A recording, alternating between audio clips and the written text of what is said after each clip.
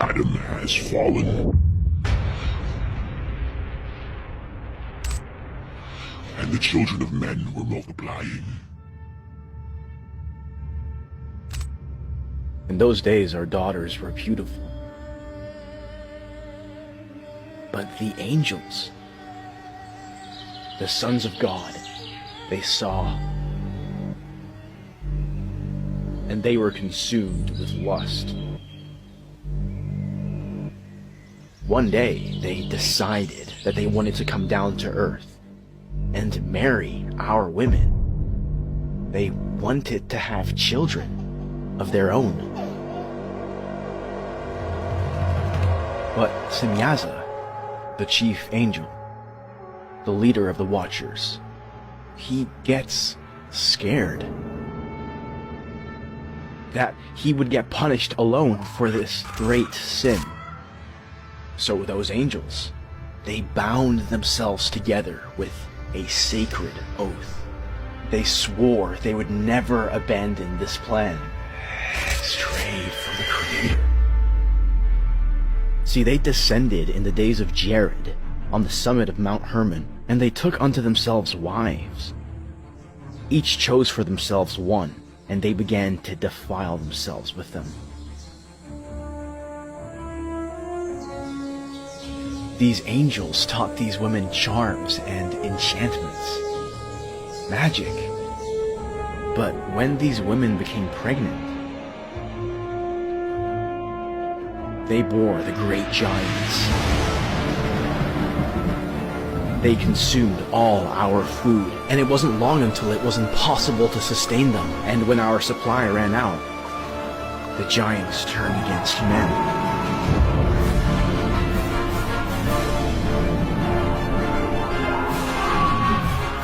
They devoured us like beasts. They sinned against our birds and beasts. The whole earth was corrupted.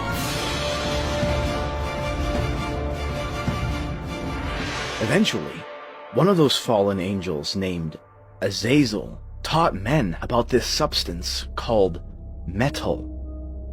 It allowed us to make swords, knives, shields, and breastplates, and so much godlessness arose. The whole earth was filled with blood and injustice. So the archangels, Michael, Uriel, Raphael, and Gabriel, they saw the cries of earth, who accused Semyaza for mingling with earthly women, leading to the birth of the great giants. Then the Creator, the Holy and Great One, spoke, and he sent the angel Uriel to the son of Lamech. He told him, "Go to Noah and tell him to hide himself. Reveal to him the end that is approaching, that the whole earth is about to be destroyed, and a great flood is about to come. Tell him how he can escape, so his seed alone can be preserved." Then the Creator spoke to the angel Raphael. "Bind Azazel, hand and foot, and then make an opening in the desert and throw him inside. Then hurl jagged rocks upon him and cover him with darkness. Let him stay there forever. He will be cast into the fire on the day of judgment." You see, the whole earth was corrupted through the works that were taught by Azazel. To him ascribe all sin.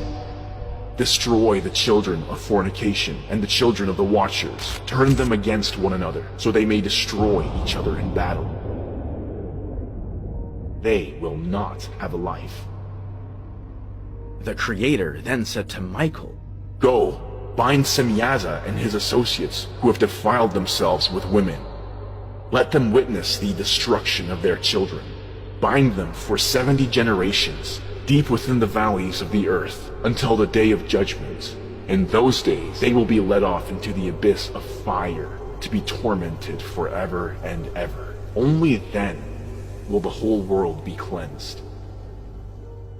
One day, I, Enoch, was blessing the Lord of Majesty and the King of the Ages, until this holy angel called out to me and said, "Enoch, go and tell the Watchers who have left the high heaven that they brought a great destruction here on the earth.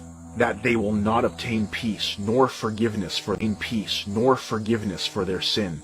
And as much as they may love their children, God says they will witness their utter destruction. I went and said, Azazel, a severe sentence has been passed against you, and you shall not obtain peace. Because of the things you have taught humanity, the sin and the godlessness, God will no longer tolerate you, and he will no longer hear your requests. Then I went and spoke to the watchers together, and they were afraid. Fear and trembling absolutely seized them. So they urged me to write up a petition on their behalf so that they might obtain forgiveness. And I actually wrote out their petition. I prayed in regard to their spirits and their deeds individually. I asked the Creator if he would forgive the watchers anyways, but that night a dream came onto me. It was this vision where this voice told me to reprimand the watchers. It was a clear sign that their petition had been denied. See, when I woke, I returned to them. They were all sitting gathered together, weeping, with their faces covered, but I still proceeded to recount the visions I had in my sleep.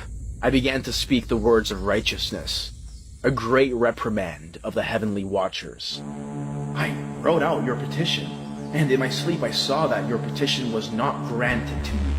God says that throughout all the days of eternity, no, your petition will not be granted for you.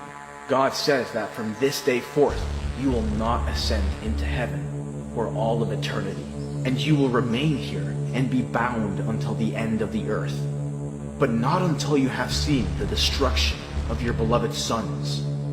There shall be no such thing as heaven for a giant. Now, in the vision, I was summoned with this mist, and it lifted me upwards into heaven. I was brought before the Creator himself in a spectacle of fire and lightning. He told me, Enoch, go say to the watchers who have sent you to intercede for them. Tell them that you should intercede for men and not men for you. Why did you leave the high, holy, and eternal heaven to lay with women? You were spiritual beings. You have an eternal life. You are immortal. Your dwelling place is in heaven, and this is why I did not appoint wives for you. You have defiled yourselves with the daughters of men. Now, these giants, who are produced from spirit and flesh, they will have to remain here on earth. And here they will be called evil spirits, the spirits of the giants, your children. They will afflict, oppress, destroy, attack, and work destruction here on earth until the very day of judgment.